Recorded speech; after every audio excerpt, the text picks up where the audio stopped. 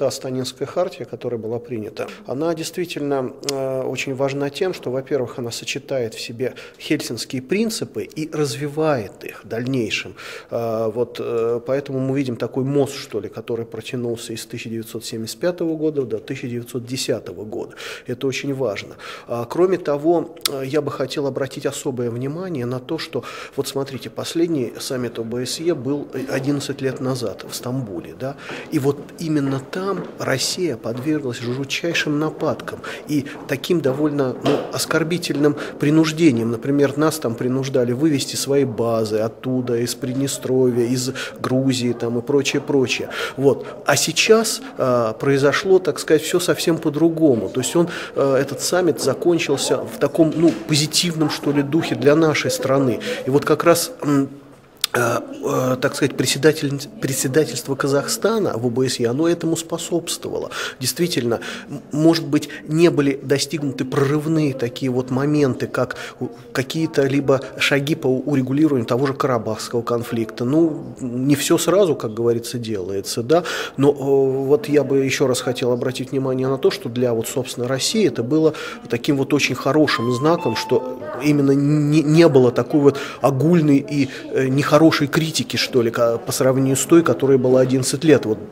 Я считаю, что это очень большое такое вот достижение еще и в этом. Да, на саммите обсуждали вопросы вот этой вот безопасности, да, единой, европейской, которая может превратиться в единую евразийскую безопасность, да, с теми предложениями, которые выдвинул буквально накануне саммита в своем послании президентском, наш президент Дмитрий Анатольевич Медведев, да, это тоже, я считаю, один из важных позитивных вариантов, да, и кроме того, как уже заранее предполагалось, на саммите постепенно началась вот эта вот синхронизация разных организаций, таких как ОБСЕ, Совещание по мерам доверия в Азии, с тем же ШОСом, их сближение друг с другом.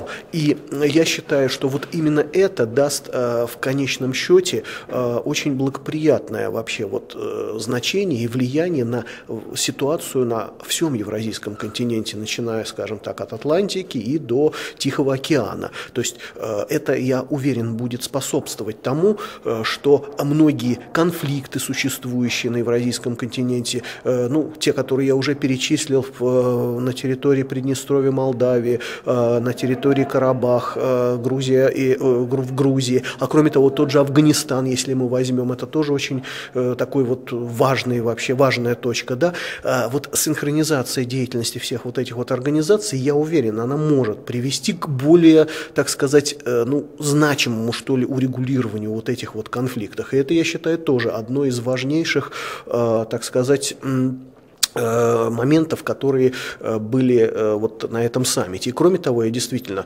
хотел бы сказать, что имидж Казахстана очень сильно улучшился, что ли, стал вообще очень таким благоприятным в мире. Я сам совсем недавно, в течение этих 2 недель, был 2 недели назад в Румынии, в Бухаресте, на конференции, которую проводили Европейская народная партия, это группа партий христианских демократов в Европарламенте по безопасности в Черноморском регионе и в регионе Средиземного моря. Так вот, там они все, там были и представители Испании, Италии, Великобритании, Франции, собственно, Румынии, Польши, Словакии. Так вот, все они с большим вдохновлением, воодушевлением говорили о Казахстане. Там, например, представитель Словакии выступал, он сам работает в Брюсселе, в Евросоюзе, и доклад его был посвящен по, так сказать, проведению таких волоконных кабелей, что ли. Может быть, это мелкая такая ситуация, но я считаю, все равно важна. И он выделил Казахстан как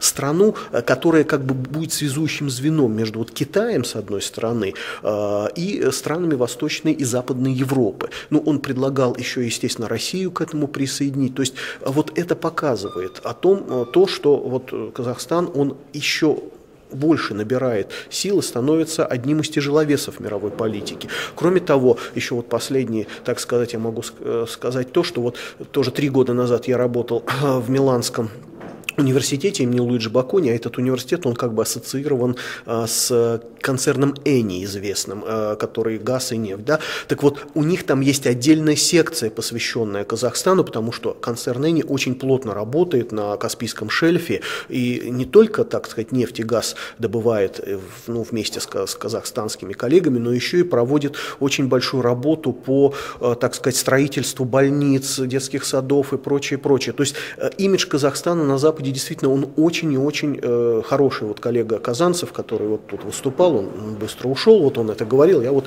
хотел бы вот это вот добавить.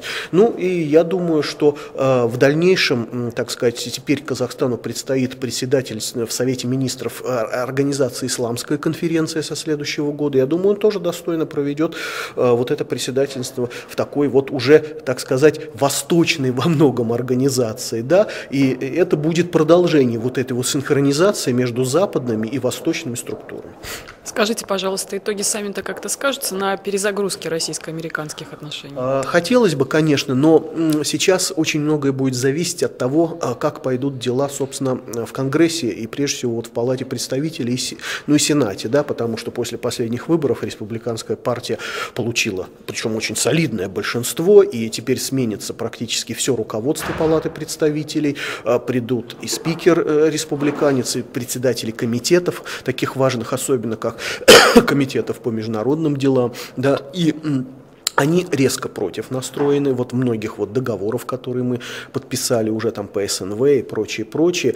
Поэтому вот здесь, конечно же, можно ожидать всего. Не только, так сказать, успешных вот этих вот действий, которые были вот до последних моментов. Но я думаю, можно надеяться на то, что все-таки для Соединенных Штатов пока все-таки демократическая администрация, она как бы вот президент и, как сказать, вот госсекретарь, все это в их руках, да, и все-таки большинство в Сенате, там 51 голос, 53 точнее голоса в руках демократов, можно надеяться на том, что все-таки эта перезагрузка будет, так сказать, продолжаться. Но, еще раз говорю, вот сейчас уже не с такой долей уверенности об этом можно сказать, как еще там вот в конце октября.